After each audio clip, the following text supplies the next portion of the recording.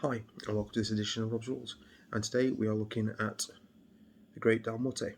Now, this is a recent Dungeons and Dragons reskin of an old Richard Garfield game. And yes, Richard Garfield, the same one who created Magic the Gathering, one of the most popular, well-known, famous collectible card games in the world, basically.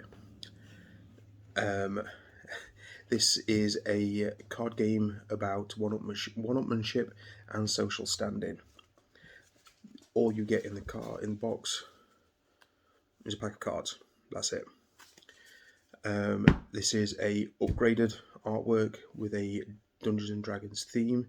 The artwork is a lot better than the old school medieval style art, but it's a very simple card game for 4 to 8 players, and it is all to do with social standing and a trick-taking element to it.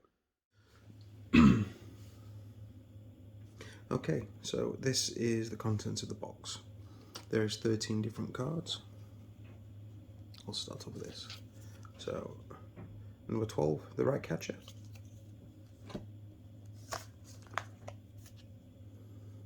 The Exterminator. The Breeder. The Apothecary. Artisans. Spinner. Templar. Occultist. Baroness. Solicitor. The Mind Minister. And the main man himself, the Great Dalmuti. There is also the Fool. Now, this is a game, as I said, for 4 to 8 players. You have 5 social standings within the game. So if you've just got the bare basic 4 players, you have the Great Dalmuti, the Lesser Dalmuti, the Lesser Peon, and the Greater Peon.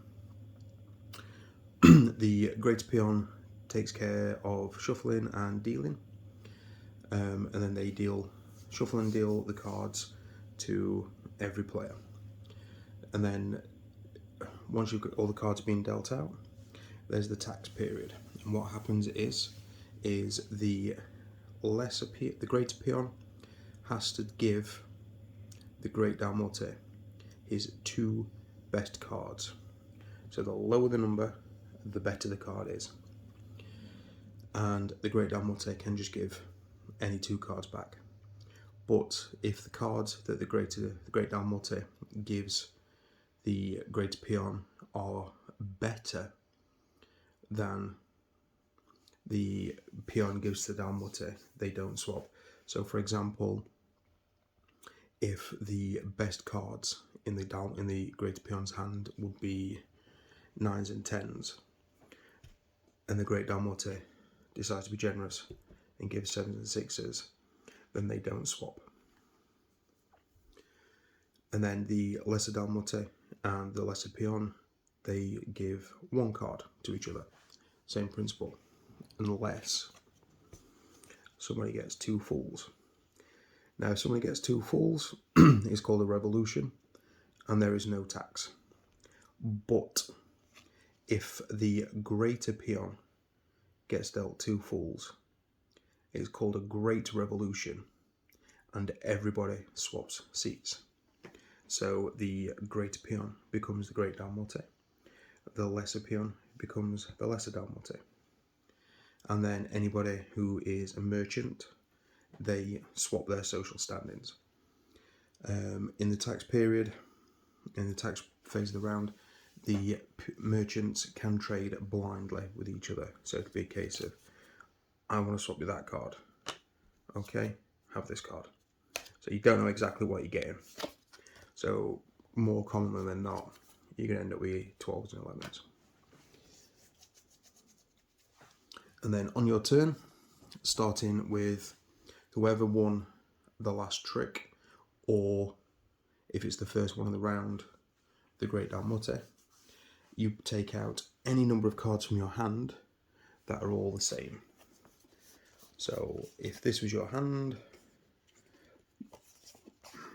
because you do get a big fistful of cards, you could play all your 11s in one turn. So 1, 2, 3, 4, 5, 6, 7. So all your 11s in one turn, 7 11s. One thing I will mention is the number of the card is also how many copies of that card is in the deck. So there's 11 11s, 12 12s, 5 5s, 4 4s, and only 1 1. So 7 11s, and then going around the table, the next player has to try and beat it. So to beat it, you have to play the same amount of cards of the same number, but a low value. So if you're lucky enough to play 7 cards in one hand, the best hand you could probably try and play will be 7 7s. Unless you're using the jokers, the fools. On their own, there are 13, but played with another card, they become a wild card. So if you've got 5 5s and 2 jokers, 2 fools, sorry, that would be 7 5s. But play carries on until nobody can either A, wants to play, or can beat what was initially put down.